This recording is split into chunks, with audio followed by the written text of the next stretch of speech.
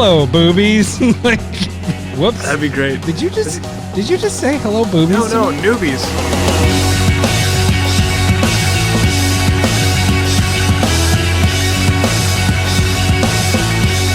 Welcome, CommanderSmiths. We are the CommanderSmiths. I'm Adam Smith. And I'm Lowery Smith. Don't worry. We're cousins. So, this is episode 157. Congratulations! I was going to say, or also known as something you're probably going to see on Commander's 2 dimes and a quarter or a nickel in a week or two. Look, I was thinking if you don't like the dick jokes on our show, you can go get a cleaner yet less entertaining version of our show over on Commander's Quarters. That's my thought at this point. AKA what you will see next week or the following week. Yeah. No, the only reason we say that is if you guys don't watch CQ. Yeah. Remember how we made a reference to our Commander, what is it? What do we say? Power 9. Power 9. Well, guess who redid the video last week after we talked about it again? Yeah. So it just kind of feels. We'll see. Commander CQ, make a video about this episode, and then we'll know. That's your like little subtle hint to us. Be like, yeah, fuckers, I am taking it. That's not subtle. That's pretty pretty on the nose. Well, now what he's gonna do is wait a month and then release and be like, oh, it's just coincidence. No, I mean, okay, so transitioning in, we're going to be talking about underplayed cards today that we, whatever we think is under. I chose for under 1,000. Adam chose under 5,000, and we'll see who has a better list.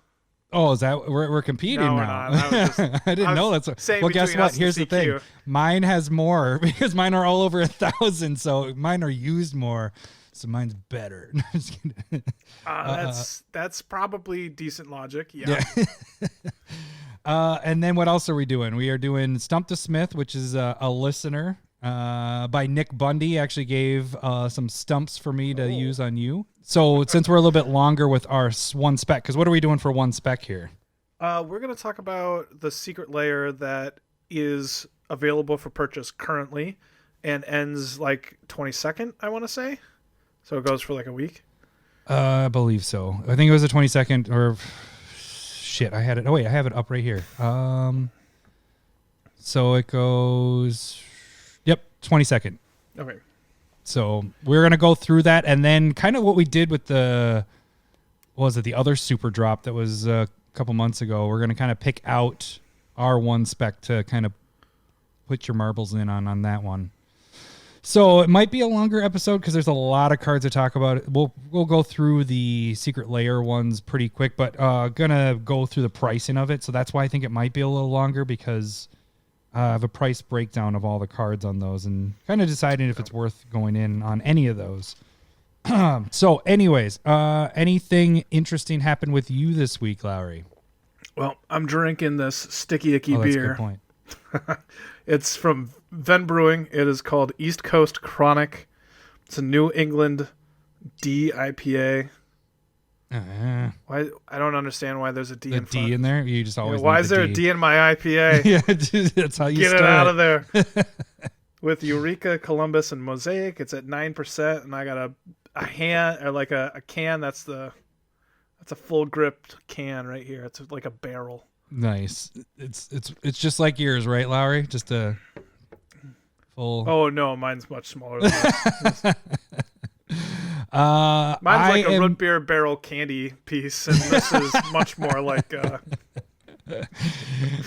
I am drinking whiskey on the rocks. Actually, I have a little bit of when you get that Mr. Gout. I have the toe is a little irritated, like I can feel it.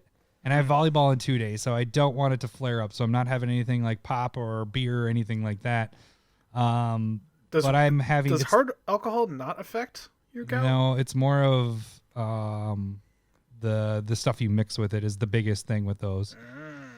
Wine is actually the best. That's why I had wine previously. But yeah, so I'm having it's the Whistler. It's Beekeeper's Select Irish Honey Whiskey. So it's pretty good. I dig it. I've never had this kind before, but I told Cindy to grab me a honey whiskey a week or so ago, and so I just cracked it open tonight. Dude, do you remember that Bushmills whiskey? Oh, that's my favorite. That's my favorite. Ireland. Oh, It was amazing. Yep, that's my favorite honey whiskey is Bushmills, and they just don't have it all the time. So, and I haven't had because if it's a movie night and I'm having a couple of these, I don't remember the movies very well. Oh, speaking of that, so Friday, was it Friday? I think it was Friday. Is it? No, it was Thursday. It was Thursday night because Cindy had off Friday. So we were having some adult beverages and we watched something, and then Cindy's like, "Oh, I'm going to bed because I'm just really tired." So then I was like, okay, well, I got one more Mando to watch. I have the last one. So I didn't realize it. I just was like, I got to watch Mando. I got to finish it because I want to start WandaVision. Mm-hmm. So I finished it because I was already like halfway through the episode. And I was like, okay, well, I can start WandaVision. So I burned through Wanda because I didn't realize there were only like 20, 30-minute episodes. I finished it that night, stayed up till like 3 o'clock in the morning. Irresponsible. Yes.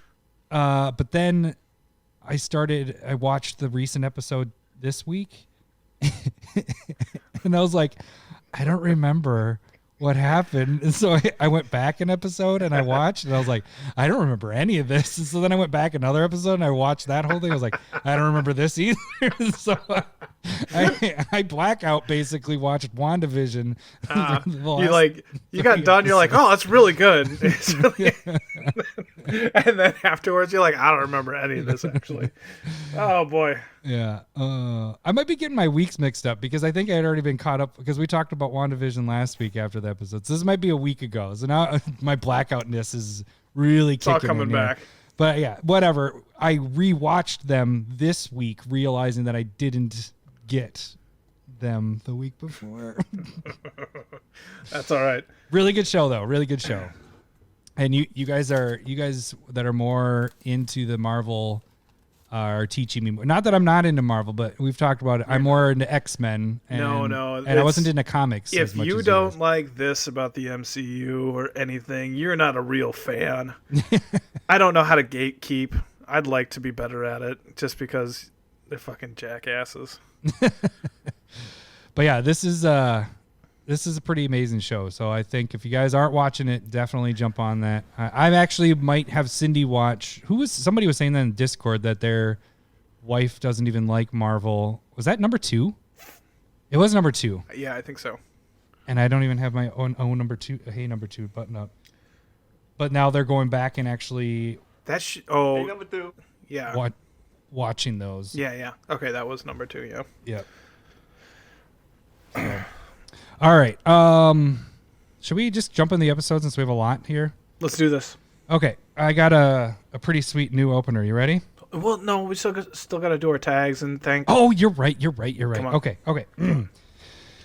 All right. So first off, you guys can become a patron. Like our new patrons this week, we have George Mead, Steve Richardson, and Jacob Newman.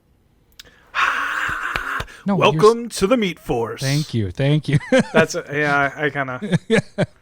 Is that how we're gonna do it? You're gonna read their name. I'm gonna say the names, and then you're gonna do the NBA on-air production voice. Okay. Welcome to the Meat Force. Yeah, I could do that. All right. So you guys can become a patron too if you're $1 or more. It gets you into the Discord, which gets you into the Battle Box League, which started this week. Prizes again. I don't even think I mentioned this last week. Or maybe I did, but we're doing the mythic gods. $5 or more gets you the proxy of the week. We are currently in proxy, pick your proxy month. So if you become a Discord member, you can pick any proxy. If you get into this month, you can pick any proxy that we've ever done from proxy of the week. Forever. That sounds like a great idea. You should, if what we've had people do in the past is up their membership just to get more proxies that they want, and then lower it back down to their normal price. You can do that. Also sounds like a fantastic idea. You just have to get in before the end of the month. You can't get in on the 1st because it won't count. It has to be right at the end of the month. The free way to support the show is to go to YouTube, subscribe there, check out the videos. Proxy Time last week was the first dual land that I did on Proxy Time. So that is there. You can see how I go through editing those. I actually watched that one. What? Yeah, well, kind of. But you do good work. It's very enjoyable. Thank you. And actually, Lowery is working on starting probably doing possibly spotlight decks here pretty soon. So we're working on that. Yeah, more either videos. spotlights and or like making decks, cutting decks, thought process and stuff like that. Because that's definitely something I would watch just because I want to see the process of what you do because it's a lot faster than what I do. So... but yeah, we'll have that coming up here soon, and then you can also check out the podcast there as well. And then there's some a little fun videos of like, well, if you want to not yourself with basically shipping and all that, have a couple videos up there as well because people are stupid with shipping sometimes, really, really dumb. I've gotten packages in the last couple weeks that the shipping costs more than what I paid for the card, and it's like, how did this person even fucking make money? I don't understand. They didn't make money. Yeah. That's exactly. Okay, so then that is YouTube. Then you can go to Twitter, which that's where I wanted to say this. Because last month, we mentioned this right after that we had a record-breaking month. We are doing a Twitter giveaway and a patron giveaway. So patrons are just automatically thrown into this. But Twitter, I will be posting, making a thumbnail and posting it with this podcast on Twitter. So first off, you have to have a Twitter account, but then you need to retweet it and like the post, and somebody's going to win a Hull Breacher, and somebody's going to win an Opposition Agent. They're just going to be the regular printings, but that's what you guys are going to win. But then Twitter is also where you see Proxy of the Week, Curated MTG, which today was an interesting one, Larry. There were some interesting... conversations on that? Yeah, so... Yeah. Gideon's Avenger. A lot better than last week. Last week was apparently a bad one. This one, No, but I like that because that dealt with tapping your opponent's creatures, and it gets 1+1 counters and each time. Yeah, 1+1 counters on it. So I just thought of it as you play the creatures, and it makes people maybe not want to attack as much, but playing some other cards with it was kind of an interesting idea to make people tap. Yeah, there definitely was enough people like going like, "Oh, that would work with this and this," and I was like, "Yeah, this deck sounds awesome." I don't know if there's enough like things that trigger off of opponent's creatures tapping, but there's plenty to make a full deck. Yeah, but there's plenty that do tap all creatures or a lot of creatures and stuff like that. So I just don't know. Like, there's Gideon's Avenger, Verity Circle. That's about it. So we need a tapping commander, is what you're telling me. Something to go with this. I would be all about it. And then, the other thing is not sharing with Adam, which Larry does occasionally on there, and other people do as well. Don't like that, but that's okay. And you can direct message us there, or you can go to Gmail and shoot us an email with like how our listener did for this week's Stump the Smith Savant, which I'm going to be talking about here. And it's soon. If it's really hard, I'm going to be very mad at you, Nick. But if you do that, make sure if you're messaging, just say like Nick did, eyes for Adam only, or whatever, and then you can throw your dick pics there, and then that's the eyes for me only. I will enjoy those. No, I'm just kidding. I would not. So this is dick pics and Stump the Smith Savants go to Adam. Go together. Yes. I mean, no. All right, so I got a new opener. You ready for this opener? All right, here we go. I love boobies. I love gazongas. I love knockers and chimichangas. I love melons and bonbons and Winnebagos. I'll take a big chest of shirt potatoes, 'cause I love boobs. That's a good song. Is that like a Phil Hartman riff on SNL or something? No, it's Richard Cheese, and it's in that Barb and Star go to. Oh, all right. Still Del Mar. So wait, hang on. I got a couple more. So here's another one of this. I love boobs. I'm talking tatas. I love boobs. I'm bunkers for honkers. I love boobs. Thanks for the memories. I love boobs. Cindy said we should end the episode with that one because it just kind of I'd be all right with fades that, out too. perfectly. Then I really shortened it up for this, Hello, boobies. and that's all I have. Just Hello, boobies. That could be a mainstay right there. yeah, no, definitely. And then this one. Are all the sets of boobies, and I want them in my face. You should have that as your Yeah. ringtone when Cindy calls you. I actually said that. I said that to Cindy. I said, I really want this as my text Yes. message sound. Hello, boobies. Except I don't think that would go well if I'm out with a client because I have had Yes. my phone. I haven't turned it to silent, and people are like, because right now it's an owl making a noise, and like, oh, did you hear that owl? I was like, no, it's my phone. my phone. Imagine if I'm with those clients and it's hello boobies. Like, whoops. That'd be great. Did you just say hello boobies? No, to me? newbies. Hello, Newbies. boobies. All right. Scooby snacks. Yeah, that one's definitely going to stay on Fantastic. the button board because, yeah, I had fun cutting that up today. So, all right. The actual opener. I would have been disappointed if you got rid of this. Everyone's favorite game show, Stump the Smith Savant.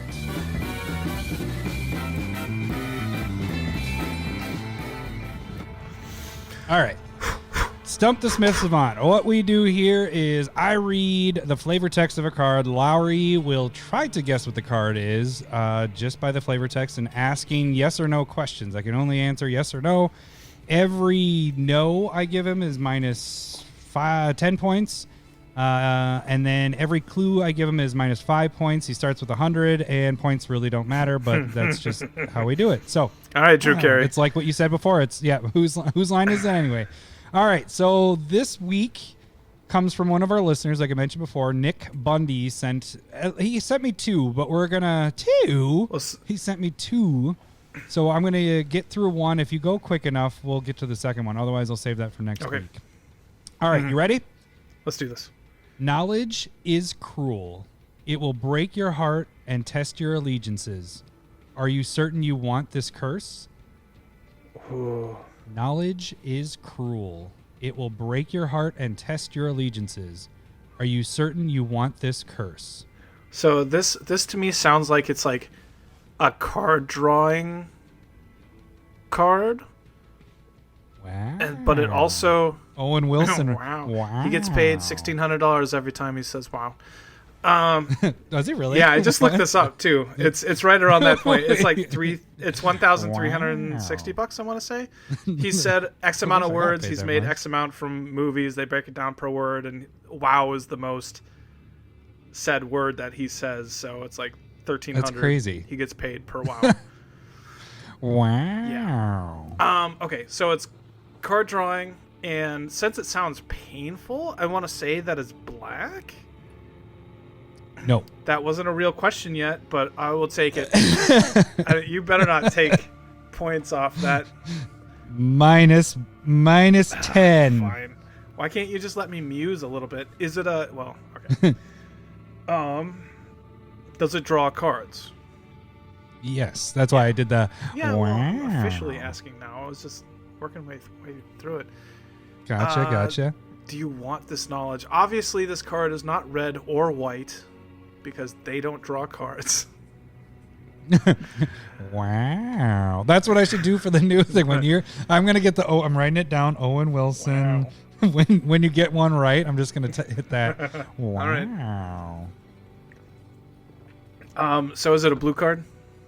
All right. Yes. So it's a blue card that draws card. So that narrows it down to about 1,243 cards. Knowledge is cruel. It will break your heart and test your allegiances. Are you certain you want this curse? So somebody's asking in this. Is there a name at the end that you're not No. telling me? Okay. No.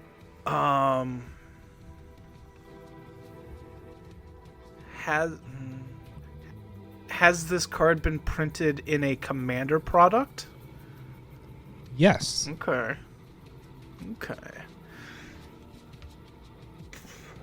Knowledge. Can you reread it again? Knowledge is cruel. It will break your heart and test your allegiances. Are you certain you want this curse? Who would say that to somebody else? Unless that's like blue talking to white. They're like, do you really want to draw cards? It's No, really painful. I don't. You wouldn't want to This be able sucks to do for me stuff. that I'm drawing cards. You really would not like this. That's something arrogant that blue would say. I am saving so you. That's that's probably Jace talking to Gideon. That's like. Do you want any Yeah, kind give of me a clue? clue. I can give you a clue. at this point. All right. The picture features a solar system, but a god. So that kind of helps you a little bit. It's a god with stars. It's like the shape of it is in, the galaxy, stars.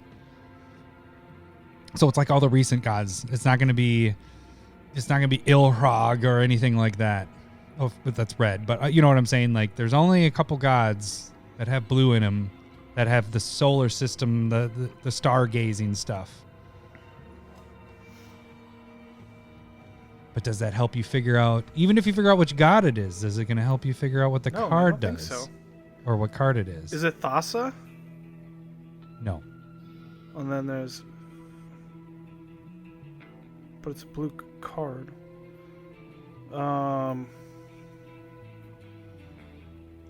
Is it Nicol Bolas? No. That would have been interesting. I might have thrown you off a little bit with that. Is it Ponder? No. So, let's see if I can give you another one. So, although this is an enchantment, it features flash.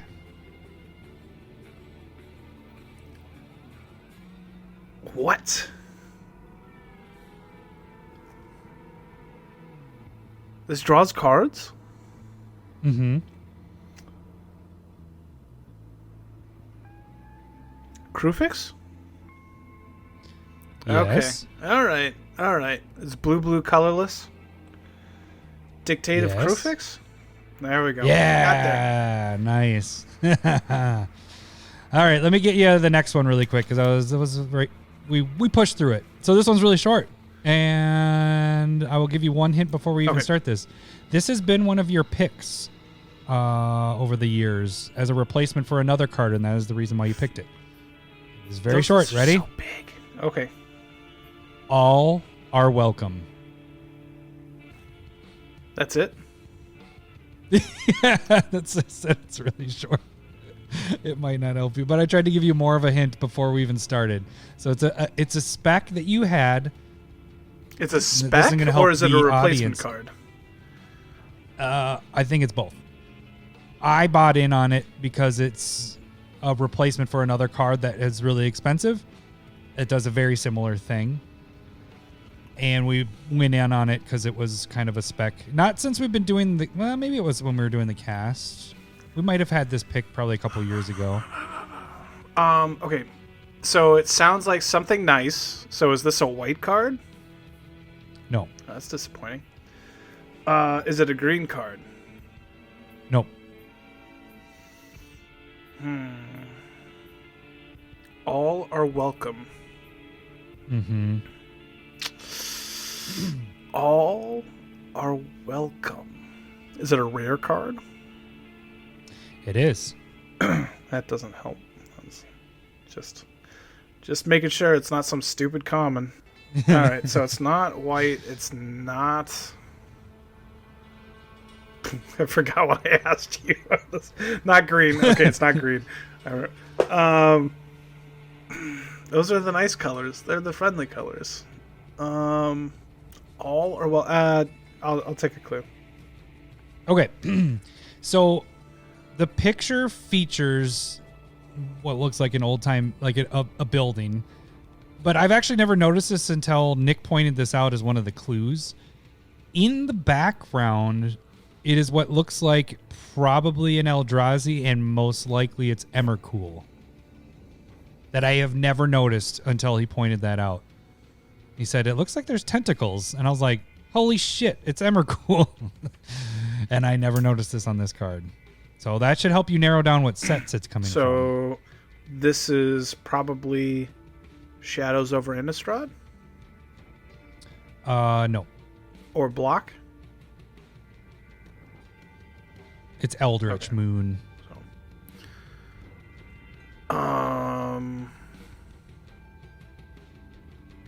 There weren't a lot of good cards in that one. Think more toolbox card. Something that can go in every deck. Thraben Inspector. Every deck. Colorless. Doesn't matter the color. There you go. I got it.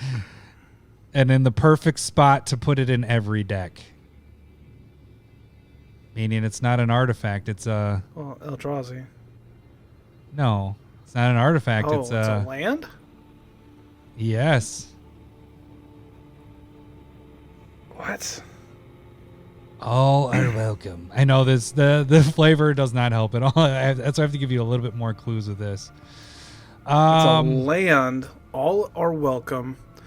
Eldritch. It's a card that replaces another card that's a little bit better that was printed in Masters 25 that is a land that Gaia does a Reef similar thing to Sanitarium? this. Yes. What? Yeah. And so it has, look at the picture. Give me a second. It has Emrakul tentacles in the background, and I never caught that with this card.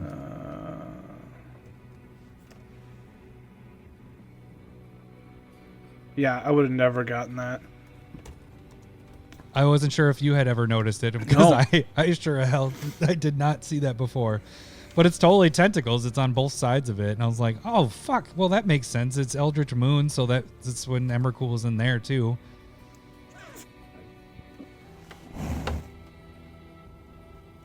Oh, interesting. Isn't that crazy? Yeah, I would not Sorry, have. no I don't think I ever noticed that. Yeah.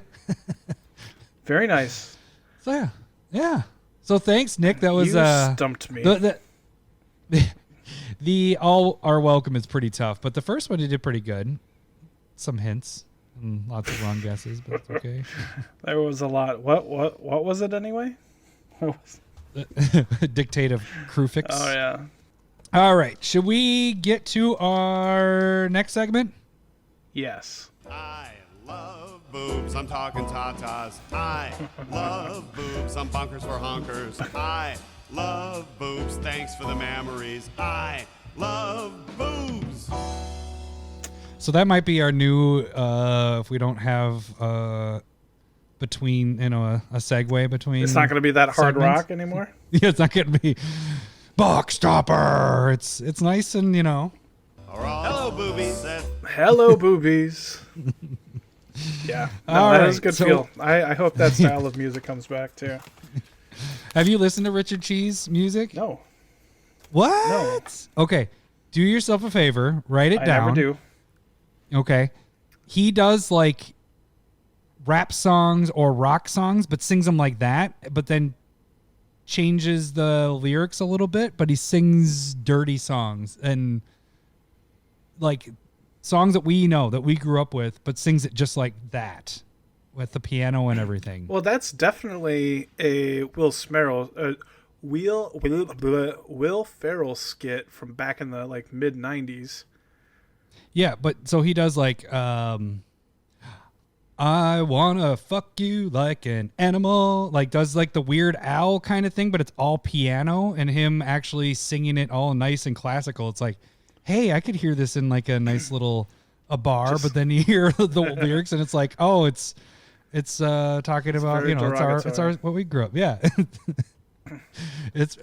I'll send you some. That you don't even have to look it up. I'm writing it down, a note to myself to send you some, and it's pretty funny. Okay. So what are we doing here? We are touching back on something we did a year and a half ago, is what we figured out. You said the last time we did it was episode 44. It's over 100 episodes ago. We are on episode 157, if we haven't said that. So, yeah, remember I said 157, the episode that you'll see Commanders 2 dimes and a nickel play in about a week or 25 pennies. Yeah.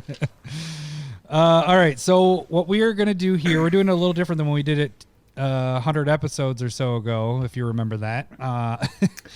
This time we're actually just going to touch. I think then we just picked out. We didn't even have like colors or anything. We were just like, these are the 10 that we think, because we each did 10, right? I think we had 20. Yeah, we had 20. That sounds each, right. Or 20 total. That sounds right. We're close to that number, but we're doing one of each color, one multicolored card, and one land, and an kind artifact. of the rules of and an artifact. That's true. The rules of this basically was everything that's 5,000 decks or less. So Lowery's is 1,000 decks or less because he's challenging himself. I just didn't because I would have picked all reserve list cards. And you can hear us talk about this too. If you are a patron, we do the Unsnipped podcast, which is basically all our pre-stuff. You like that the little thumbnail tag I made last week? No, it was very descriptive. I didn't even have to see Unsnipped, and I knew what you were doing. All right, so Lowery, why don't you start us off with this? And this isn't just like we're picking random shit and like they're just bad cards. It's like cards that are people might not know about, because either the card's really old or it's just hasn't seen play at all. Like that's what you see with a lot of the older sets. People have never seen them before. That hasn't been reprinted again, and so people don't ever play with them. And so we're kind of bringing some of these to your attention that you might want to play with. So why don't you start us off, Larry? We're going to start with black. Oh, I thought you were going to let me start, and then I could. Oh, well, go ahead. You pick a color. I'll jump around. Shoot. Well, were you going in like order? I can go in. Hello, boobies. All right, I'm going with red. I want to start with red because that's all right. Go off the list. All right. All Fine. All right. From the Ashes. I'm gonna look that up. So it's a red card. I thought, were you expecting me to do something there? No, I wanted you to go like, what do you wow, think, what is Adam? that? I was hoping for some stalling there. Wow. All right, so all right, what does that card do, Lowery? I'm very interested. That's- I've never played with that card. Where were you 30 seconds ago? Thank you for showing up. This is in 769 decks on EDH Rec. From the Ashes is 3 colorless on a red sorcery. Destroy all non-basic lands. For each land destroyed this way, its controller may search his or her library for a basic land card and put it into the battlefield. Then each player who searched his or her library this way shuffles it. So nice. So it's like the Wave of Vitriol. Is that the green one? Is that right? So this is much cheaper. This, if you are a budget player, this is only $1. You can find it for $1. This is technically mass land destruction. If you're going against, if you have something like Azozu the Punisher or Ankh of Mishra, you can play with this. If you're trying to have people stop from searching their libraries, this works in there too. They can't go and get their lands. So I am just super surprised that this is only in 700 decks. Yeah, for sure. I didn't actually know about this card either. Even though it wasn't a Commander product, it's the only place it was printed. And so I have this card. It just, this is a good way to get rid of those, Gaia's Cradles that we talked about last week and all that. Like this, and it doesn't screw people over. They go and get a basic land. If they don't play basic land like Adam used to do, and Larry taught me a lesson with Wave of Vitriol, then you start playing with basic lands. Yeah, and so this is one of those budget cards that really should be like, it's fair. Nobody's going to be like, oh, you removed all my non-basic lands and replaced them with basics, and I'm going to complain about that. Like, they're not going to do that. They're just going to go, you got rid of my good lands, but I can still play the game. And so it like gives a good, even like playing field. And it gets rid of those like really powerful lands that people are playing with more and more of. So hello, boobies. Thank you. I dig it because the funny thing is, your red goes into my red, which is Shivan Harvest. It's kind of funny because you did that and I did this. Oh, so Shivan Harvest is 1 red, 1 colorless for an enchantment. It is tap 1 red and 1 colorless. Sacrifice a creature, destroy target non-basic land. Mine doesn't allow you to go search for it, but it does a similar thing. And as a sack outlet, it is a continuous one. You have to tap mana to do it, but it can get rid of those problematic Gaia's Cradles, or everybody's playing non-basics. You can kind of get ahead at being a land destruction type deck. Only in 583 decks. Look at that. Yeah. So this card I have a foil one. Oh. Did it? How much is the foil version? Good for you. It's up to $10 at this point. The non-foils are $1. Or less, actually, less than $1. So this has only been printed once in Invasion, so a very old card. Mm-hmm. You could, with those old ones, everything's going up in price for some reason. Everybody's buying them. But I just think this is a decent card to have in a red deck. Take out those non-basics, late game stuff. If you need a sack outlet, this is a way to... Somebody's board wiping, you're like, all right, well, I'm going to sacrifice my creatures and destroy your lands after you just board wiped us. Because they're...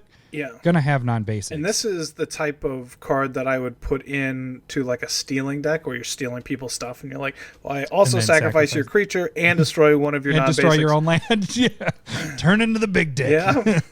You gotta swing that barrel can around. Oh, good for you. That wasn't I was trying to hit the boobies and I forgot that I didn't change back to the boobies one. Shit. You gotta change back and forth right now. Hello, boobies. All right, why don't you go to the next one? Oh, you got the next one. Snake draft. Okay, we can do that. So I'll go to black like I was talking about before. This one's a relatively new one, actually about a year old, and I think this will get over that 5,000 mark. At the moment, it isn't, which I guess isn't too surprising, but kind of is because how good this card is for only being a year old. But it's Nightmare Shepard. This is 2 and 2 black for enchantment creature. So it's an enchantment and a creature, but it's a demon. 4/4 flying. So this is 4/4 flying for 4. But whenever another non-token creature you control dies, you may exile it. If you do, return, make a token copy of that creature, except it's a 1/1 nightmare in addition to its other types. So this I've played in Standard when I was playing on Arena last year. And it really did some work. I have not played it in Commander. In Commander, it is in 3,200 decks. So it's a year old. It's in 3,000 decks. That's mediocre. But for like a card that I feel like is pretty damn good. For it, if they don't kill this, your stuff is still coming back. You have to exile it, but it's coming back with all its abilities. Or you take advantage of and what I was using it in Standard was... my stuff had triggers when it came into the battlefield, so I ETB stuff. So you're getting that ETB again. So this just works perfect in those type of decks, especially any of those sacrifice. What I'm trying to say, Butcher of Malachor, Grave Pack kind of decks, where you bring in a creature, it's everybody sacrifices a creature, and then what is the one? It's any of those creatures that you have to do that. There's the Chupacabra. Yeah. That one isn't sacrifice your own, though. What's the other ones? Fleshbag, Marauder. Yeah, so you're sacrificing it, and then it comes back in again. So you're having somebody do it twice, which it's pretty amazing. Oh, I do have this in one deck. I have in Croxa. That is the only deck that did make it into Croxa. Yep. That makes sense. So I think the card is really, really good. Mm-hmm. So I agree with you. This will hit over 5,000.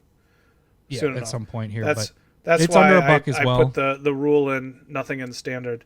But that's okay.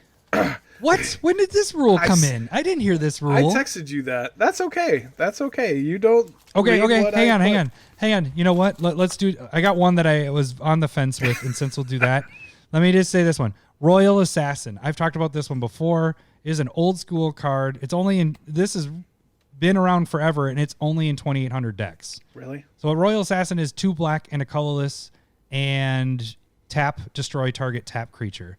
So it hinders people from attacking, especially you, because then you'll kill their shit. Yeah. I think that one's a better one. This one I was trying to get because I figured it was going to get over 5,000 before we did this again. So that's why I went after Nightmare Shepard. So, but Royal Assassin then is going to be my official pick. I'll cut all that other stuff No, out. you leave that in because I think it's a good point too. We're just going to do 17 cards now. Yeah. Nightmare. I'm putting Nightmare Shepard in the notes, so... Shit, that means I have to keep it in. Or you just put it in there and people are like, why the fuck is that listed in there? I don't I was understand. bad at doing All right. notes. Royal Assassin's What's the your next bomb. one? Hello, boobies. So my black card, I'm going to go with Sorceress Queen. And... Oh, What? I like that one. I like that one. Yeah. Isn't that the O2 with no abilities? It turns... You can... Okay, so it's black, colorless, 1/1. You tap it. Target creature other than Sorceress Queen is O2 until end of turn. Oh, it's not the no No. abilities. Yeah, it's an O2. And so this is a card probably very similar to Royal Assassin. Royal Assassin. Yeah, I was thinking the same thing. Yeah. Like it's a threat. Like, okay, I'm going to attack. Who do you want to block with? Your best creature is going to be an O2. You know, so So it's more of if- you being on the attack with stuff, whereas Royal Assassin might be more on the defense. But if somebody wants to attack you with a big creature, you're just going to be like O2, kill it. Yeah. And so it's a really nice card to be able to just kind of play around with. And this card's only in 286 decks. Jeez, really? Yeah, and that was Yeah, my there's some reaction too. shenanigans. There's some shenanigans you can do there for sure. Yeah. And so if you have... Because even if they attack somebody else, you can be like, well, You can screw around with... that one's the bigger Yeah. threat. We're going to make that one an O2 and it dies by blocking whatever. This on the board creates a lot of power, but like just like dynamics of somebody's attacking. You can screw the attacker, you could screw the blocker. You got a lot of choice in there. Screw the pooch. And if you have it in green, like throw an instill energy on there to tap it twice, or if you're playing around with being able to untap it, you can do a lot there. If you're playing in like... Or if you have something that does the switch the power and toughness, then you can kill stuff. Because I remember that's how I used to use it. I don't remember with what I was doing that, but you just flip it and then it dies. Yeah, there was... Isn't that Merfolk that does that? Yeah, Switches the yeah, power and yep. toughness? Yeah. I remember that. I like do it. that. I like it. I feel like that and Royal Assassin were cards I would use in similar decks back in the day. Not when we played Commander. It was like in 60 card decks. And there is a color shift of Sorceress Queen in Serendib Sorcerer from Planar Chaos. That's in blue. Same thing. So, and I was like, Oh, that's a good point. I was gonna bring up that and be like, and that's in so many more decks, and I was like, it's only in like 450 decks. And I was like, Never maybe they're mind. just not good cards. I don't know. Maybe I'm just bad at this game. But I think they're both really cool cards. So Yeah, I dig it. Hello, boobies. All right. You're on the snake draft. you're right. What's the next one? What color are we jumping to now? We're gonna go to white. Let's do it. Going with Samite Elder, and I have talked about this card back during Marisi. So this is white, 2 colorless, 1/2 cleric. It taps. Creatures you control gain protection from the colors of target permanent you control until end of turn. And so this is only in... Oh, yeah, that is pretty This solid. is only in 99 decks. And Wow. this card... Wow. and that's crazy low in my mind. Because this is just like a little bit more expensive Mother of... Right. Yeah, it's a little bit Mom. more to come out, but it protects all your creatures. Or like if you have... If you're a 3-color deck and you're in white, this card should be in there. Because you got your commander out, you tap Samite Elder, all your creatures gain protection from white, red, green, or blue, Yeah, and you get to choose all the colors with it. That's crazy. That's really good. And you can just get through on, they can't block because you have protection from whatever color, or you can just block their creatures because you have protection, or you can reduce that damage from red wraths if you're in red. Like, it gives you a ton of flexibility for all of your creatures. Adam talking in third person is writing this one down. Wow. Oh, Hello, wow. boobies. Hello. Hello, boobies. So yeah, I'm super surprised. And the I love this foil card. ones are only $3 for how old Yes. this is, and the non-foils are pennies on the dollar. Yeah, actually, That's you're right. that's solid. Let me write that one down. Buy foils. Yeah, the foils. Yep, for sure. This is an old card too. Man, plane shift. Yep. Okay, I'm buying that after. Cut that out. I'm not I'll edit okay. in I'm the gonna cast. guess I'm buying some cards tonight. All right, my white card is Tithe. Now, the problem with this card is it recently went fucking crazy because of the reserve list. But even before the reserve list stuff, it is on the reserve list, by the way. It was a $30 card. Now it's over $60. I think it'll come back down a little bit after all this hype. Hopefully, this hype stuff dies down. But here's the thing: this sucker's only in 2,100 decks. Yeah. 2186 to be precise.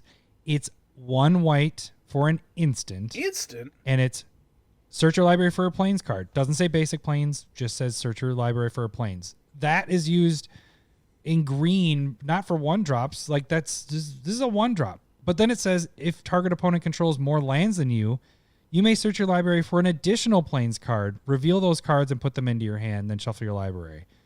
This is ridiculous. Like, I don't understand why white doesn't have this in every single deck. And I'm asking myself, why don't I have this Every in any single of my deck. white decks? Because this is really, really good. Because at the very least, you're getting a dual land. Possibly 2 dual lands off of a 1-drop. Here's the question that's interesting to me. I think I like this better than land tax. Yeah. And land tax is probably a better card, Yeah. but it's I like really fucking annoying because you do it 'Cause it's every turn. every turn. And then you're yeah. like This is just that discarding one time. lands and again, all of these things are good, but doing them all the time, I'm just like, I'm tired of it. This is just a one shot unless you can recur instance. I think I like this better. I don't play land tax in almost any white decks, and I should. I know I should. I do play land tax because I did make a proxy that way back in the day. But again, like it's that whole thing of just like, I really don't like playing with cards that annoy me. So like land tax is just like, ugh. Just think of like if everybody was playing land tax in a 5-color, or like in a everybody's playing white, everybody goes like turn 1 through 3 land tax, and you're like, you got more lands than me yet? You got it? That sounds awful. That sounds like bad magic. And that sounds like a digi token that we need to make. Do you have more? Who has more you lands? have more lands than me? And have an arrow Who on has it the most pointing lands? to somebody. Yeah. But yeah, I don't know the fact that this, because land tax you can get, it's just basic planes, right? Yeah. Yeah. No, it's basic lands. Basic lands. Yeah, and this is you get a dual land, get your shock lands, get your OG dual lands, get whatever. This allows you to get those cards, but potentially 2 off of a 1-drop. Yeah. So at instant speed too. So that's the nice thing. It doesn't have to be on your turn. You could do your land drop for the turn and then say go, and then play it right before your turn starts. So I'm just surprised that it's only in 2,100 decks, and I think because it's a reserve list and old card. Is the reason why. And at one point you could have gotten this card for like $5 not that long ago. But it's been over 10 for probably a year and a half now, 2 years. But it's now 60, so it's reserve list, and if the stuff starts sticking at this price, I think it could get over 100. It's a good card. Am I next? I am. Oh wait, sorry. Hello, boobies. Hello, boobies. Hello, boobies. All right, so I am going to go to green. Got it. And this is one of my old personal favorites. I probably don't play with this one as much anymore, but I used to play with this one a lot. But it is Elvish Piper. And this is a borderline going to get over 5,000, but it's been printed a shit ton. And I'm surprised it's only in 4,300 decks. What Elvish Piper does is 3 colors, a green, Elf Shaman. It's a 1/1. You can tap 1 green, tap it, put a creature card from your hand into play. So you're playing this at instant speed. You can, play this right before your turn's about to start. Play it when you're having a surprise blocker. ETB effects. There's so much you can do with Elvish Piper, and I'm just really surprised that it's only in 4,300 decks. It's just a good card. I was gonna go to Master Transmuter because they're similar cards, and see how many decks it was in. And then I realized I'm on Scryfall and not EDH Rec, so I'm just stalling. Don't worry about it. Master. Do you want me to look up Master Transmuter? Master Transmuter though does the stuff to your hand though. Well, it brings one card back. It's like a worse version. Yeah. But it's something similar, same cost. Master Transmuter is in 46. Yeah. Just got there. So it's pretty much the same. Yeah. Elvish Piper is about 300 decks less. Okay. I mean, I doubt they're going to... they're solid. I like them. But it's probably just a little too expensive and like a huge target, right? It comes down and everybody's like, oh, that's bad. Kill it. Yeah. But if it stays out there and you have that free, able to tap it and do its thing, that's kind of deadly there. Can be a threat for a blocker. Yeah. Yep. I think it's a really cool card. And I think it depends on what deck you're putting it in, but if it's green. Yeah, it's been a long time since I've considered it or put it in a deck. Well, as I was saying is I haven't played it for a while, but it used to be in almost every green commander deck. It isn't necessarily anymore because I theme things out so much, but and it isn't anymore because I build fucking red decks all the time. Mono red, here we go. It's got to work somehow, right? Yeah. All right, what's your sorry, hang on. Hello, boobies. Hello. What's your green card? Okay, so this one is in... I just learned of this card probably last year when we were doing cards to cut for Louisiana Leo in his Marissi deck. He had Caustic Wasps, which is Caustic? Caustic. 2 colorless and a green for a 1/1 flyer. When it deals combat damage to a player, you get to destroy target artifact that player controls. So to me, and this is only in 152 decks. And to me, like artifact removal on a stick seems pretty important. And so I thought that was a really good inclusion that he had in his deck, and it definitely stuck in my mind. I went and found mine in my boxes and added it into cards to consider. And I think it's... Oh, is that a new segment idea? Cards to consider? Nah, I mean, that's just what's going to happen. Yeah, I actually... I've never seen this card besides... I don't even remember it with Louisiana Leo stuff. And so, like, a card that's similar to it is like Trigon Predator, which is colorless green-blue, 2/3 flyer. And when it deals damage to a player, you get to destroy an artifact or an enchantment. And that's in 5,500 decks. And so pretty similar, but this is mono green, so it can a little bit more flexible, but only hits artifacts. Like there's those trade-offs. So, but I think it should be in more than 150 decks, right? Yeah, that doesn't seem like a lot at all. No, that's like accidentally, like that's people going like, I think because it's a 3-drop maybe is what holding it back a little bit, maybe? Yeah, I don't know quite. 3-drop for a 1/1 flying. I mean, its ability is great to get through, but... It naturally has that evasion. It only being a 1/1 definitely might hurt it, and being 3, but like, fuck, if this was like green and a colorless 1/1 flyer when it dealt damage, destroy an artifact, that'd be fucking really good, right?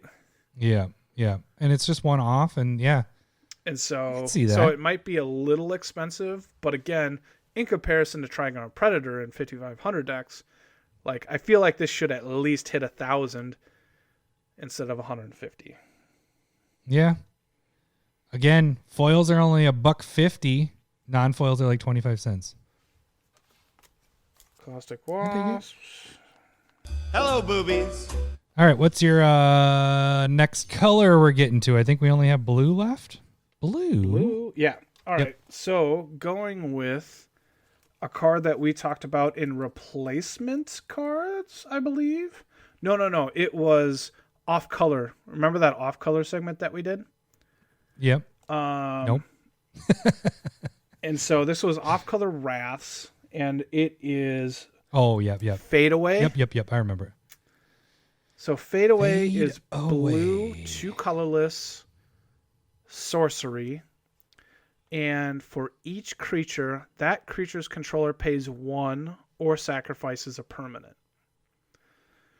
And so if you're able to catch everybody tapping out, Tapped out. then you just wrath their board and you prepare for that and make sure you can save your best creatures.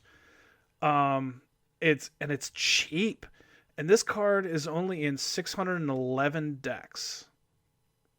That's crazy. And this is probably the number 1 or 2 Wraths in blue, right? Not counting Bounce. Bounce is going to be better, but this can catch a lot of things, and they can choose to sacrifice other permanents. Yeah, instead of sacrificing the creature. But so here's a funny thing I think with this card. So isn't it Goldfish when they play Commander online, when they do their Commander Clash or whatever? Don't they do at the end of their turn, if they don't have anything they can play, they just tap out their land so you don't think that they can do anything? Yep. It'd be really funny to be in that group and be like, haha, these fuckers always tap down their lands and they don't have anything. Guess what, fuckers? All your shit's gone. Have a deck like that, or it's just like Smothering Tithe. Just take advantage of everybody else. It's like doing everybody that. draws 2 cards. Can anybody? No, everybody just doesn't have any lands. Sweet, I'll create a lot of tokens. That's if I ever get on their show to do Commander Clash, the deck I have is just going to be that. Love it. Just taking advantage of all of them tapped out. Love it. But yeah, I like this. This is for the most part, players. You try to be the most efficient way. Play your turn in the most efficient way possible. Use as much land as you can. At least that's how I play. Unless I have something I can do on other people's turns or saving my stuff. So most of the time I have my stuff most of the way tapped out. So this is an excellent card to screw a lot of people over, or at least get some people down, some permanents, And this definitely works in decks where you're not playing a lot of creatures either. So if you have 1 or 2 powerhouses, you're just like, well, I'm going to have 2 mana left over pretty easy and still be able to do stuff. So I think it's a really, really cool card, and it's definitely underplayed. Yeah, I dig it. Hello, boobies. My blue card is one that won't be under 5,000 for long, but it's been out for a long time, so I'm surprised it hasn't gotten over it. And I liked this card when it came out. I think if you rewind to us talking about it, I think we were around this time when we were doing the cast, but it's As Foretold. Were we doing Amonkhet? No, we talked about it in rotating though. That's what I knew. We talked about it, but As Foretold is 1 blue and 2 colorless for an enchantment, and it's at the beginning of your upkeep. Put a time counter on As Foretold. Once each turn, so it's not just your turn. It's once each turn, you may pay 0 rather than pay the mana cost for a spell you cast with converted mana cost X or less, where X is the number of time counters on As Foretold. This is in 4,700, so we're 300 away from that 5,000 mark. But man, I'm surprised that this isn't played in a lot more. It is expensive. It's a $7 mythic. Yeah, that's what I was gonna say. moment. I actually don't own this card. I have wanted to, but every time I look at it, I'm like, that's a bit more than I want to pay for it. So actually, I'm throwing it on my trade right now. Yeah, so it's pretty damn decent. I do actually have a proxy of this one too. This is before we did the CommanderSmiths proxies, because I did put it in probably Rashmi, I believe is where it's at. Yeah, it's in Rashmi. So it's just being able to play on other people's turns as well with the blue deck. I mean, that you could counter spells for free, if you have counters on it. You get this out early or even mid game, this could do some work. And each turn you're able to do it for free. So I don't know. I'm surprised. I'm just really surprised that it's not over 5,000. I don't think it's going to stay that way for long. And then you really just need people to keep abusing it a little bit more. But I mean, it's been out for 4 years and it's not over 5,000 decks. So I think it takes a like little bit of time to work up to it too. Yeah. But if you can put this in, I mean, Spellslinger decks will use the crap out of this. I'm actually surprised I don't have this in Niv Mizzet. Now that I'm thinking about it, I should have this in there. Yeah, I can see that working there. Because I was like, what's that red card from Throne of Eldraine that allows you to play 2 spells for free? Oh, yeah. You know what I'm talking about, though, right? Yeah, yeah. Because I think that card. But you can't. There's a stipulation with that. You can't play stuff on other people's turns. Yeah, and I'm a bad Yeah. Magic player, so I don't play on other people's turns anyway. So I'm just like, free spells on my turn. But I think it's a lot less work. Like, it's when that comes down, it's like at least you get to play another spell for free for 4, probably. Mm-hmm. This, you gotta, like, it comes down, and you gotta wait a turn to play a 1 mana for free. It's a little bit like, I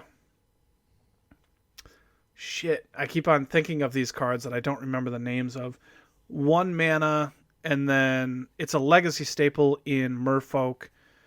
And then it ticks up on your upkeep, and then you can tap it to put a creature from your hand into play for like 1, and then 2 the next turn, 3 the next turn. And you can add or subtract. Aether Vial. There we go. So okay. kind of similar Yeah. to that. Like, I don't play Aether Vial because when I play it, it takes a couple turns for it to work. So, like, this is kind of a dead card right away. You want results immediately. Yes, of course I do. Of course I do. Imagine this in the first 6 turns of a game. I think this could do some brutal work. Yep. This is if you play this early game, fantastic for sure. Yeah. And to be honest with you, I haven't seen or been able to play this card. I haven't seen anybody play it, and I have not played it in a game. So I can see myself, if I get it, I can see myself putting it into like Calmex, where I want to be playing a spell every turn, and then that can work, or something like Vial Smasher that will trigger off of spells being cast every turn. Yeah, and that's why it was in Rashmi, because I'm playing on people's turns. And, drawing or getting the extra draw stuff. So, yeah, there's definitely decks that this can go into. Yeah. All right. Hello, boobies. Should we jump into artifacts? Artifacts. I think I'm next on this one. Yes. All right. So, artifacts. I went with 1, and there's a little disclosure. I have quite a few copies of this one. Oh. Because I really like this card, and it's a recent I don't know one. if you remember this. This was really early on in recording. Now we're reminiscing after our 3 year. But I remember somebody, I don't remember who it was or if they're still contacting us or whatever, but they were just like, it'd be really nice if you stopped talking about reserve list cards. Reserve list, yes. Because it sounds like you're trying to jack up the prices on it. That was the second time we talked about, not like, it wasn't like that first, couple episodes. It was like when we revisited reserve list again, because we've done reserve list talk multiple times. Yeah. And I remember that. It was the second time we talked about it, and they're like, I don't like that you're talking about reserve lists. Sorry. Like, well, if we look what's happening now. If you would have listened to us in the beginning, you'd be flipping and turning cards like crazy right now. It's insane. But anyways, this just got printed this year or last year. This Commander Pass set, but it's Monoscape Refractor. This is in 1,300 decks, so it's not even that many decks. But what it is it's a 3-drop. It enters the battlefield tapped. I think that's its downfall. I think that is what's holding its back, because it's a 3-drop, comes into play tapped. But it has all activated abilities of all lands on the battlefield. You may spend mana as though it were any color to pay activated costs of Monoscape Refractor's abilities. So this becomes your Gaia's Cradle. This becomes any land, like even if it's a basic land, it can just have it be a basic land if you wanted it. This goes in multicolor decks. It could go in single color decks, technically. I mean, if you're wanting to double up on stuff that you have, or if you want to utilize other people's utility lands, this just is a good card. And I'm really, really, this is probably my, maybe or Tithe was my biggest surprise, but this is probably my second surprise of how many decks it's in. I know it's only been a year, but 1,300 decks, it's crazy that it's not in more. Well, and that's definitely one where, like, I haven't played it, but I agree with you. It's like, why haven't I played this more? Because you always play Cradle. And it's probably and because... now you have Cradle? It's probably because of COVID. That's a good point. Wah, wah. Let's get to Hello, boobies. That's better now. How about this one instead? Are all the sets of boobies, and I want them in my face. They're going to censor us on YouTube. Yeah. I'm sure they are. By the way, if I didn't say this before, that movie is, I texted it.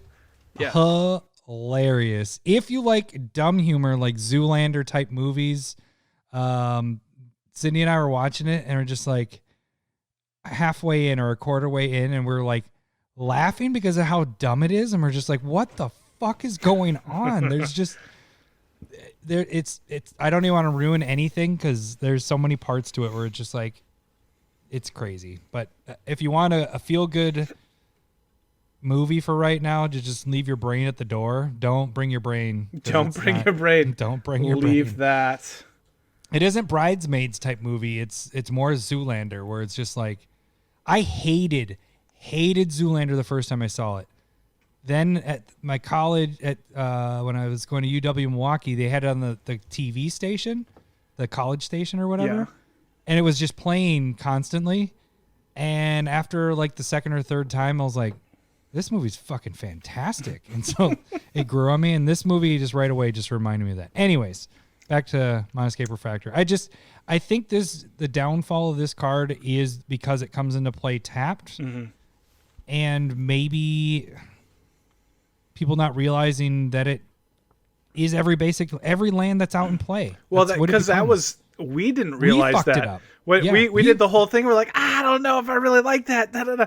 And then we got like 3 messages the next day. It's like, you do know that this does it taps for mana. It's not just abilities. It's not just mana. It's all of the things. Yeah, because I think we even, in our review of it, we're like, yeah, if it could tap for any basic, then this is a playable card, but this is garbage. I mean, you're just going to play this for we spent a long utility? time on this too, and we were just like, not thinking it through. We do that with cards sometimes.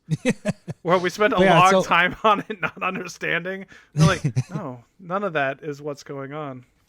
So that. But yeah, I'm surprised. 1,300 decks. I think it should be played more. I have been putting it in decks more recently, and I just kind of stuff it in here and there. I haven't had it out yet. Baby. It's another. Yeah. All right, what is Hello, boobies. What is your artifact? Yawn. All right. So one card that The light is really bright. Yeah, I got a. You're like, I was wondering. I was like, why is Lowery orange? Well, I got the spray tan that our ex-president has, and Yeah. cut it. Cut. So I'm gonna go with an old favorite of mine, and I've had this in a deck or two, but it's Power Matrix. This is an artifact for 4 colorless. It taps, target creature gets +1/+1, and flying, and for strike, and trample until end of turn. Interesting. And this is only in 312 decks. Holy balls! You see the fucking foil prices on that? Yeah, no, I don't. Foil prices are ridiculous right now. So what's that? Well, 100? it was 17 a week ago or 5 days ago. It is now 108. Yeah, so the non-foil is at $300 or $3. Not 300, Yeah. fucking $3. It's more expensive for some reason. And this card is a good consideration for any big creature deck or just like where you're, or just an evasion. Giving you that flying helps Yeah. out with the trample stuff is nice too. if you're looking First to get strike. through, but it's like if you're the Voltron type commander, you can do this at instant speed, and it's again only 312 decks seems really really low to me Yeah. when it comes It's like- to It would have been an equipment if it was made now, but it's not. Yeah, So it's almost better because you're able to switch it to wherever you want it to go. also agree. So I think 4 mana is just fine for it because it's doing a lot. Mm-hmm. If you're putting this in a flying deck, it's like you're only using first strike and trample or whatever. But if you're using this in like a death touch deck, or it's like first strike and trample, and you're just able to just like one damage hit over one and then go through. Yeah. that seems like if I put this in my like I think I put this in my Calmax deck, where like he gets so big, but he's there's no other evasion on him naturally, and so giving him that trample first strike's a type of protection, so people can't like overblock it and kill it. So the card is fantastic, absolutely, and it's criminally underplayed at 312 decks. Criminally. So no, the card. Somebody should be in jail. Or in. Sorry, That's that's taken out. cut that. Just cut that. cut. Cut that. Oh boy. That will be cut. This controversial comments. I think it's the whiskey getting to me now. I'm getting a little. We're both getting a little frisky. more mouthy. It's your pot beer and my whiskey right now. I think this might have got more play if you switch out that first strike and it was like lifelink. Something. First strike's fine, like especially what you're saying with the death touch and stuff. I just think usability would have been through the roof if you would have added lifelink. I would have this in tons of decks because of the life. It adds that extra little boost to it. But I like what it's doing. Even adding the 1/1, that isn't much, but it's something, and it's giving evasion to stuff that you might not have with evasion, or like you said, if you're doing a Voltron, giving that trample. Yeah. So I guess there's quite a bit with it. it's a pretty cool card too, and so when I had my I had a blue white red giant deck, the Ruhana the Fomori. Mm-hmm. And just having that on turn 4 and then play this turn 5 and attack with a 7/7 or an 8/8 flying first strike trample on turn 5 is pretty good randomly, but it's pretty good. So, Yeah. and then people can't like try and block it for advantage. So, it's a solid Hello, card. boobies. I agree. All right, are you trying to No, I was just saying I like it. Hello, doing the boobies. Oscars on me, playing the music? How about you stop? Are all the sets of do you- boobies, I'm and next, I aren't I? want them in my face. All right, what's our next one, Lowery? We're getting a multicolor land. What do you got? What do you yeah, got? What do you got? What do you got? Multicolor. What do we got? Unfulfilled desires. That was on my list too, Yep. but it's one that is your baby. And I have talked about this card many times, and I am very disappointed that not everybody that listens has at least tried to put it in one of your decks and then type it in to make sure that it triggers on EDH Rec. Because it's only in 177 Lowery, decks. We are doing a disservice because we post ours on Tapped Out, which EDH Rec does not pull from Tapped Out. Oh, they don't? No. So every deck that we make does not go on EDH Rec, which Where do they pull from? all the other sites, but Tapped Out, because that's what Alt always says. He's like, don't put your stuff on Tapped Out because we don't pull from there. There's something with licensing or whatever the heck they don't pull from Tapped Out. So, yeah. All right. So well, that we aren't ruins part of that. my joke for the lands then, but all right. Well, and the other thing is, if you had to listen to Lowery earlier, you could have got this card for $4. No, And like as 2 of- when I was talking about it. Well, I was just saying, as of the beginning of the month, like 2 weeks ago, you could have got it for $4, and Yeah. now she's 27. I have 2 on eBay right now over 30. So yeah, this is a fucking fantastic card. Did you even say what it does? It's Sorry. No. colorless, black, blue, enchantment, tap 1 mana, pay 1 life, draw a card, discard a card, and it's so good. Yeah, that's cheap to do all that, especially in Commander. Early game, late game, wherever game. It's only in unless your life 177 decks. That's Yeah. nuts. No, this card is seriously. If you have a black-blue deck, I remember when I have talked about it. It's like, no, this is good in like Reanimator style decks or yada yada yada. This is just good in black-blue decks. Like it cycles through your land. If you don't need it, dead cards. I think it really smooths out. If you want to put in things that are a little bit more side, like they're not going to work all the time, and you want to go off, that allows you to just replace it. Circle through them. Yeah. And so I think the card is fantastic. It's like, I need land. I need to dig for land. So let's just start getting rid of these expensive cards. Or your late game, don't need any more land. Get rid of these fucking lands. It works in so many situations. And I wish you listened to me for the last year and a half, because now it's expensive. Yep, it is. But good card. Yeah. What you got? Hello, boobies.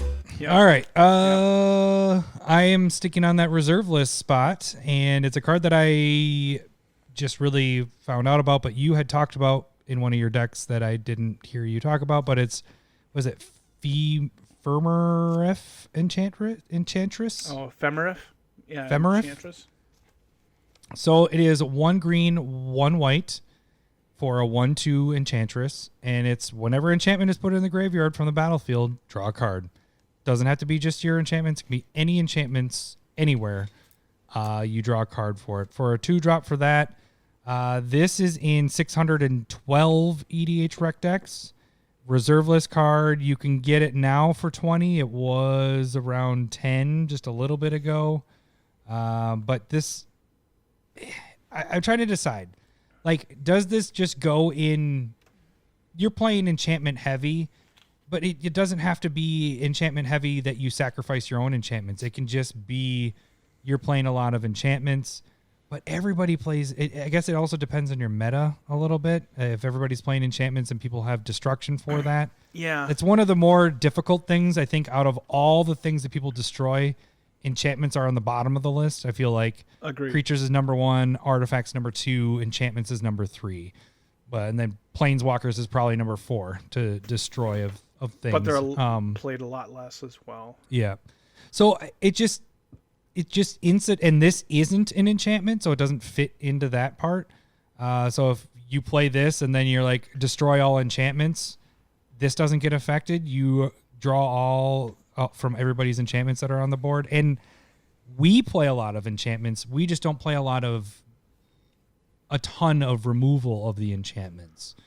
We don't have a ton of it.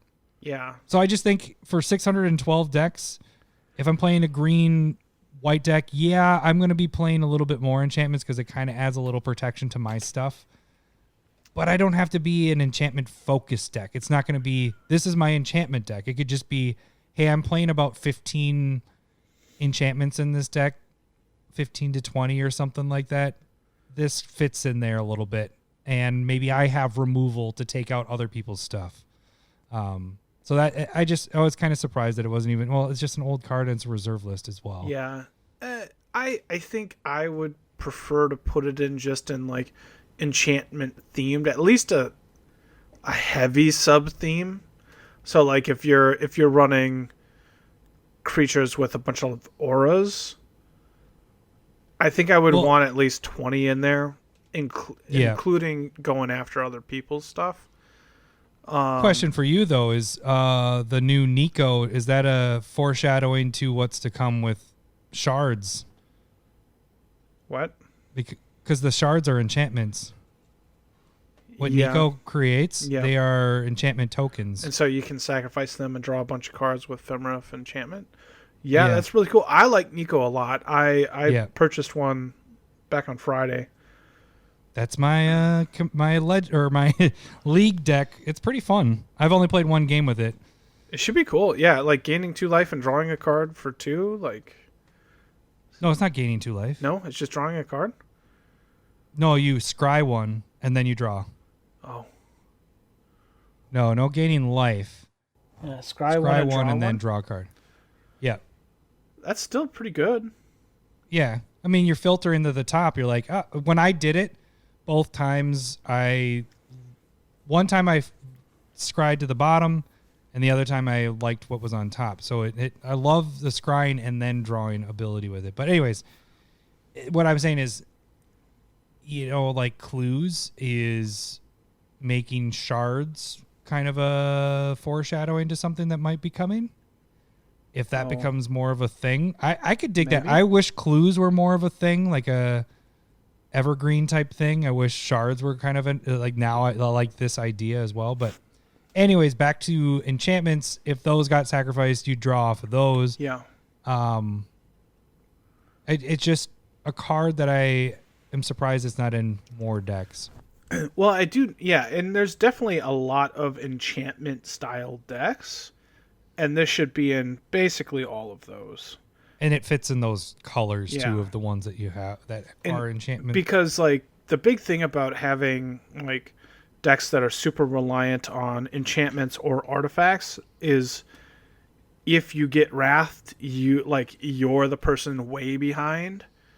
Yeah. And Ephemerif Enchantress at least draws you those cards back. And so having that style of card that allows you to just not fall super behind are pretty important. So, yeah, if it's in your looking Estrid and hello, Boobies. Is it Tuvasa? I think is what they are. Tuvasa is a good one too. Hello, Boobies. Hello, Boobies. All right, we finish with our lands. Surprise! I'm hitting another reserve list card. Which one are you choosing? I went with Winding Canyons. Canyons. This one's been expensive. I mean, it was 30. Now it's over 60. But what this does is it's a great utility land. It's colorless. You can tap it for colorless. Or you can tap 2. You may cast creature spells this turn as though they had flash. We've talked about this card a lot. Mm-hmm. So I hope over the years of us talking about it that you picked it up because it's just a fantastic card. It's only in 2,700 decks. 2749 to be precise, but it should be in any deck that you're playing creatures or you have lots of creatures in the deck, because then playing them at flash speed is pretty nice. Doing that before your turn starts, you avoid board wipes that way. People playing board wipes on their turns. Also surprise blockers, like I've talked about before with Elvish Piper. This is just a better Elvish Piper that can go in. Well, not a better, because Elvish Piper you can play that for 1. This can go in any deck that's any color. This is cheating timing restrictions, and Piper is cheating mana restrictions. Yeah, and timing. Yeah, that's true too. Yeah, but yeah, so it's a great card, and you need this for your toolbox.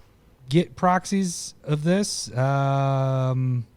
Get one and then make proxies of it, because this is a card that needs to be used a lot more than it is. All right. Did you have anything on Winding Canyons? It's a good card. I use it. Hello, Boobies. All right. What's your last one with the land? Going with Moreland Hunt, which was on my top 5 lands that I like. Favorite Fave 5 lands. There we go. This is only in 1,023 decks, and I figured 23 of those, or like 24 of those decks were mine. But since they're not pulling from tabs out, it definitely ruined my joke. Wah, wah. Hello, Boobies. Good enough. So it's blue-white, tap it, remove or exile a creature from your graveyard to create a 1/1 spirit token. Very flavorful. And it just kind of allows you to get a little bit more like gas because blue-white isn't really bringing creatures back from the graveyard very often. And so if you have a little bit of extra mana, it's pretty cheap. Just blue-white, tap it. Yeah. How many decks? 1,023. Wow. And I feel like this should be a big portion of blue-white decks, because it just gives you that added value. If it's not blue, white, black. Blue, white, red, blue, white, green, blue, white should consider this highly. Yeah, I dig it. Yeah, and foils are pretty cheap too. Those are $2. They are cheap. So very nice. I think it's a good utility card. Go get it. Use it more. I love boobies. I love gazongas. I love knockers and chimichangas. I love melons and bonbons and Winnebagos. I'll take a big chest of shirt potatoes because I love boobs. Did you hear that? He says shirt potatoes.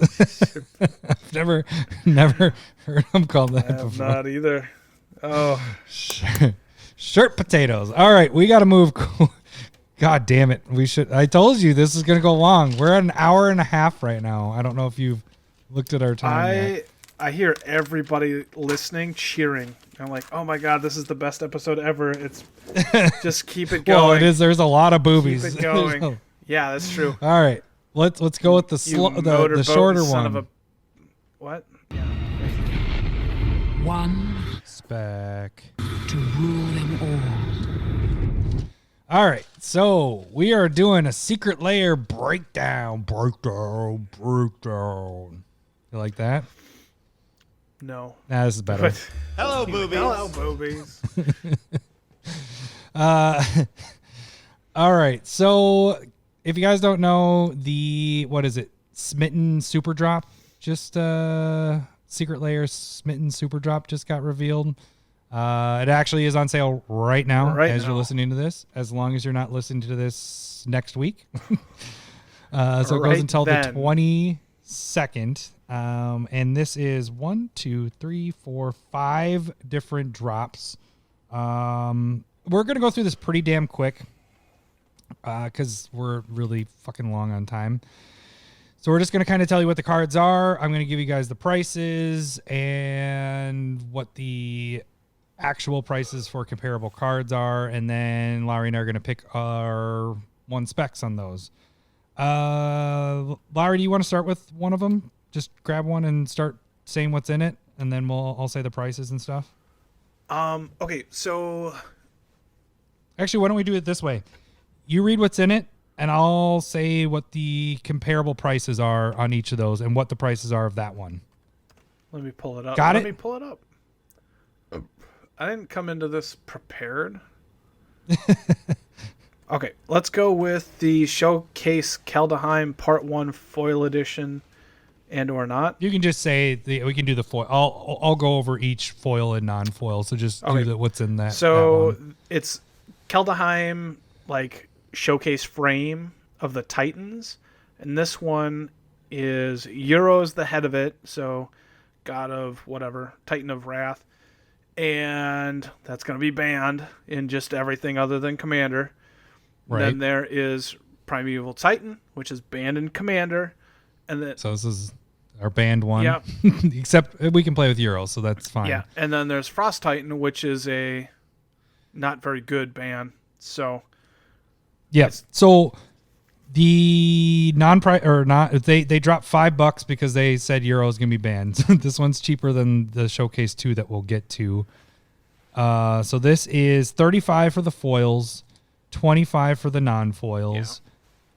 Frost Titan is $3 for foil. Non-foils are under $1. Primeval Titan for foils are $15. Non-foils $9. Euro is I don't know where it's gonna go. Where do you think it's gonna drop to? I had anywhere $25 for the non-foil right now. Yeah, so I had a price range of $48 to $20 for foil and $43 to $15 for non-foil. This one was the toughest one. I couldn't really do a price on it, but I had its foil being anywhere from $37, so you're breaking even, up to $65 or $66. Non-foils breaking even again. Bottom end is $25 up to $53. So this one I think is the riskiest one out of all these. Why don't we jump into the second showcase? The second Kaldheim showcase is going to be Kroxa as the lead, and then black version is the Grave Titan, and then red is Inferno Titan. So Oh, go ahead. And they look really good. The showcase foil, like, I don't really like it, but here it looks good. Yeah. Yep. So this one's $5 more, 40 for the foil, 30 for the non-foil. Non-foil prices total out to $31, so you're really not you're breaking even. Probably costs you if you're trying to sell anything. The foil is a little bit more expensive. You're looking at Croxa getting 25, Grave Titan 20, and Inferno up to 7. That's for comparable foils. Now, these could be higher because they're special, but we haven't been seeing that. They normally stick around that foil range. Okay. Anyways, that's around 52. So you're looking at a $12 profit, and that's before, selling it, the fees that come into it. So really, I'd almost say that one's a breaking even if you take in all of eBay fees or TCG, depending on where you're at. So both of these are, this one's Showcase 2 is better than Showcase 1, but Showcase 1 is the Euros, what's going to happen with the prices on that guy. Is Commander going to be able to hold his price up higher, or is he going to plummet down because he's banned in everything? Yeah, basically. in a ton. So, yeah, I'm at the same point. I would not spec on these two. Yeah. And at the same time, I looked at it, I ended up not buying either of these, even though I wanted to buy both of them. And I was like, Primeval Titan's banned. Frost Titan I don't play with at all. Euro's pretty good. Croxa's pretty good. I really enjoy Inferno Titan, but it's cheap. And Grave Titan's pretty good. So, I'm looking at it, and I'm going, there's only one of these cards that I really... Maybe two of them that I'd really play a lot of. Yeah. And then Croxa is kind of So, I looked at it and was just it's not worth the money. Yeah. I went with one of each on these, no specking involved, just collection-wise. Yeah. And that's... I have Croxa as one of my decks. I love Euro. I love Primeval Titan, like we talked about before. I really wish it was unbanned. Use Inferno. I don't use Grave Titan that much, and I sometimes very rarely use Frost, so similar. So I just got one of each. I thought it was worth maybe getting those and maybe selling my other copies because I do love the way that these look. They look pretty sweet in this. Why don't you jump into the next one? All right. So this one I'm not super happy about. So it's Boro's Charm. This one's Valentine's Day 2021 foil edition, God. It's like a bunch of cupids and hearts. I don't like this style at all. But it's Boro's Charm. Gisela, Blade of Gold Knight, which is a solid card. Mm-hmm. Goblin Rabble Master. Maybe I don't understand it. And then Heliod Sun Crowned. Pretty solid card as well. And then Monastery Swift Spear, which I don't get why that's there. And a Goblin token. So, this one has a $40 and $30 value. A cost? For buying these, sorry. Yep. Foil 40, non-foil 30. Non-foil gets you up to 45. So there's a profit. We finally are seeing one with a profit because your Gisela is 15 and your Heliod for non-foils is 18. Now, I know you don't like the art in these, but you have to think back to the kittens one and all the cutesy things and the weird stuff. Those are the ones that are really, really expensive right now. The ones that they're only hit a niche amount of people are the ones that get the least amount of sales. This one actually still has value in it. So that's the big thing. So that your foils, though, get up to 75. So you're spending 40, 75 because your Gisela, the cheapest that's out there is $20. And the cheapest Heliod Sun Crowned is 30. So right there is 50 in just those two cards. The other stuff Heliod has a chance of going down after it rotates out of standard. But I see what you mean. Yep. But that's also... Heliod is with a ton of printings, of foil printings. There's a lot of versions of that being out there, and that's still the cheapest is 30. And Gisela doesn't have a lot, but that was at 20 as the cheapest. The others, Boros is 7, Goblin Rabble Master 7, Monastery Swift Spears 8, and then I just did a Goblin token. I don't know. Those are normally like $3 when you have a foil one like that. So that gets up to 75. So that's a pretty good. That one's like worth. Hey, maybe I'll purchase this one and actually make a profit off of purchase some extra ones. So far that one's one of the better value ones. All right, what's the next one we jump into? The unfathomable crushing brutality of basic lands. Your favorite. Actually, it is my favorite. I know I complained about basic lands a lot. I know. And these things look give you shit about that. Freaking amazing. Yeah. And I really didn't want to purchase any of these. And I ended up getting the non-foils. I bought 4 sets of non-foils for $30 a piece. Lowery giving me shit. Yeah. And this is the only thing he buys is basic lands. He's like, why do you get basic lands? Why do you get those? I agree. But I was thinking that this would fit. You sound like Tom Shane. I agree. I think this will look really, really cool with the Thraxamundar Yeah, I agree. metal poster style deck. You agree now. So that was the only reason I was like, I have a place where I want and am going to put it. And it really looks and fits that look. And so, yeah, but I really don't like it either that I did that. Like, I sat and looked at it for like 10 minutes. Like, do I want to do this? Maybe I should buy some other stuff just to make it like that I'm not just buying basically. Right. That's I was just thinking that. I was like, you should have at least like hidden it by being like, oh yeah, I bought this one, and 4 basics. Yeah. But then I was just like, I'm spending $120 on basic lands. I'm an idiot. And then I clicked, yes, I want this. And then you're like, what did I do? You were just like, hello, boobies. That's pretty much what you were doing. I rationalized it by going non-basic or non-foil because the foils have been so fucking curved lately. I don't trust it. Yeah, if you go off of Commander Legends and some of the Secret Lair stuff. So this one is the hardest one, especially for the non-foils to figure out. I put a question mark for non-foils at the very least $5 starting out, but I think down the road those will be $10 lands. So you're looking at a $50. It costs $30 for those, $40 for the foils. So you're looking at $50 potentially down the road. I don't think you can get that right away. I think they're going to be cheaper, but maybe not. Maybe everybody's going for the foils, and it's all about how much people actually buy, what the supply is out there. So the foils with the Secret Lairs have ranged from 10 upwards of 30 when you got the snow covereds are over 30. I think you're right away probably at 10, maybe down the road those getting to $20 a piece. So that one by far that reaches you up to $100. That one then turns into the best value down the road. I think long term the lands definitely have the best value because everybody uses lands. They're not making these again. This is just Secret Lair. Sure.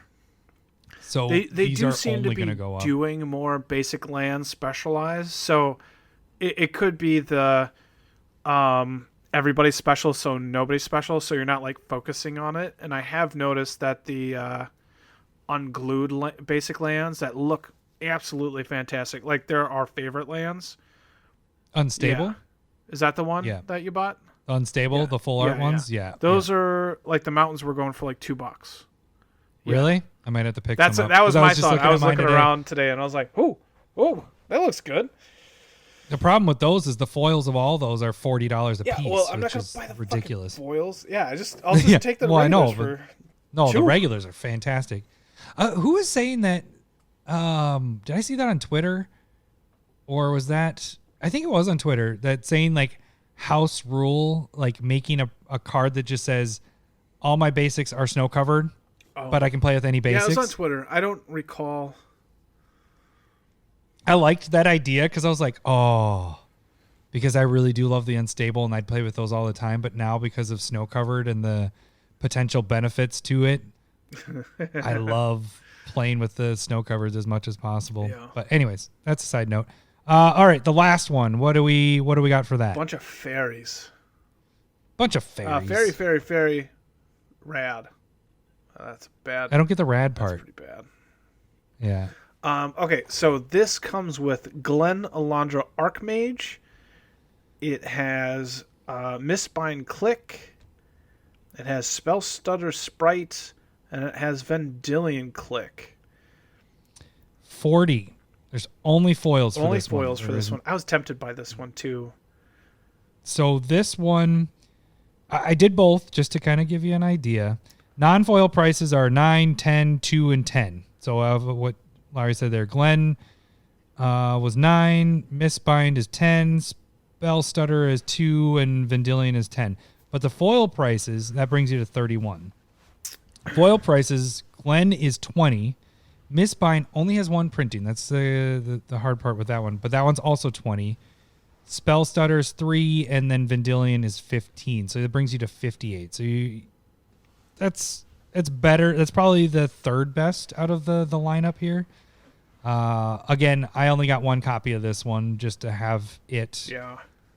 I think I was missing one of the fairies out of this. Otherwise, I had everything else. That was the thing, too. I was like, if I made a fairy deck, I would want to play with this version, but I definitely have these cards. You know? Yeah, and I'm pretty sure I might even have... I think Vendilion Click is the only one that I might not have. What was the one that just got the recent printing? Was that Glenn? No, it was Vendilion Click. In Double Masters, so then I believe. Okay, so I have Glenn then. I don't have Vendilion. Or other way around. Okay. I have I Vendilion. think you actually don't have Glen Alondra Archmage as well. I think you have the Shadowmoor version. I'm going to look it up, and I'm going to see if I recognize it. I recall you playing with this in 60 cards. You're probably right. Yes, I do have that one. You're right. Thank you for knowing my cards, Lowery. I'm here for you. I had to see what the actual card looked like. That's how I know my cards. Like, of these reserve list spikes of ones that we didn't spec on, when I see it like on MTG stocks, and I'm like, I see the name, and I'm like, I don't know if I have that, and I hover over it, and then the picture comes up, and I'm like, oh yeah, I have that. That's over here. Like, I know exactly where it is by seeing the picture. Yeah, pictures help. I'm the opposite. You can know the name, hear the name, and know exactly what the card looks like and whatever. I need the picture, and then I know exactly. Oh, the picture helps a ton for me though. But yeah, I know what you mean.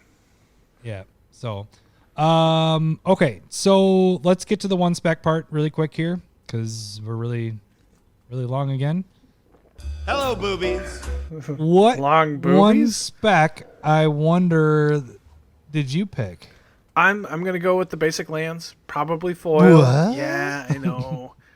I don't like the look of the Valentine's one, but I think you have a really good point there, that like the niche part of it ups it.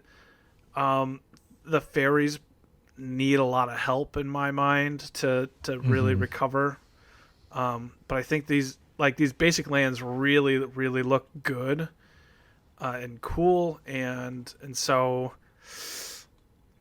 I didn't spec on them per se, but I did buy four like, because when you're done with your Thraxamunder deck or whatever, then you could just sell those down the road, right? Well, it's just kind of, there's that point too, but generally, like, if I have 4 of a kind of every color, that means that fits into a 3-color set for me, like a 3-color deck. So once I take apart Thraxamunder, then I can do whatever color combo I want again. Nice. Because I go with 12 basic lands. So 4, 8, 12 works out. Gotcha. What are you going with? And you went with foil on that, right? Yeah, I mean, foil specking would be the best. Yep, I agree. I went with the Valentine's one. I actually, for specking wise, the funny thing is, I think I went 3 deep on Valentine's one with all the Boros and Gisela, Goblin, Heliod. And then I went 2 deep on the same one that you were just talking about, the lands. I got 1 for myself, and I'm going to sell 1 down the road. And then everything else I got 1 of. But it just, the Cats one, it wasn't the greatest one right away. But because there was such limited supply, once things started to get sold out on it. In fact, do you remember it was a couple months ago that somebody sent me one as, somebody, when you buy a card, they use a card as a buffer in between. Oh yeah. They sent me one of the secret layers as a buffer in the between. Kasali Yeah, Pride it was Slingers or something. at the time was like $1.50 or $3 or something like that. I think they were just sending it to you as a gift. Yeah, because now it's like a $30 card or whatever. I'm like, thanks. But yeah, I just think there's 2 cards that pay for the whole thing with Gisela and Heliod, and we'll see where Heliod goes once it's rotated, like you said. But Gisela, $20 right there. That's half of the price, and then everything else is just Heliod gravy. is But a really good card, so I don't see it dropping too much. Yeah. So I don't know. We'll see. That's the point of That's this. the We're point. gonna at some point, and I've been thinking about how we do it. Like, I feel like we do it at the end of next year, and whatever has been a full rotation of a year, at that point we see where they're at or something. I don't know. We gotta workshop that. Figure out how we can keep track of our stuff so we can brag about it. I don't want to do that. Brag to each other. I meant brag to each other. Oh. Like, We do that I'm all better the than time. you, No, you're we don't. better- yeah. We don't rub it. That's not really how we brag. We just No, go, we don't. this is going off, and it's like, yeah, you're right. Good job. Yeah, that is most of the time. It's like, you're right about this one, Larry. Oh, this one's going You're crazy. right about this, Adam. We're very congratulatory towards each other. The only ones that I'll do is when we've had the arguments, and then I'm like, see, I told you. Yeah, and that happens 1 out of 4 times, so that's fine. Oh, whatever. Whatever. It's fine. When you're right like 20% of the time, that's okay. Hello, boobies. You're That's what I'm gonna 100% say right from on now that. All right, I'm gonna we walk are. up to my sleeping wife, look right, just right in the middle of her chest, and be like, "Hello, boobies," Hello, boobies. and then go to bed. Hopefully, I don't wake her up. Are all the sets of boobies, and I want them in my face. That's. You should start it off by going, Hello, boobies. and then go. Are all the sets of boobies. Not all. Oops, I hit the button again. All the sets. Yeah. I just want that one set. All right. Well, that should do it for this week. We will catch you guys next week. Thanks for listening. See ya. Bye. Sega. I love boobs. I'm talking tatas. I love boobs. I'm bonkers for honkers. I love boobs. Thanks for the memories. I love boobs.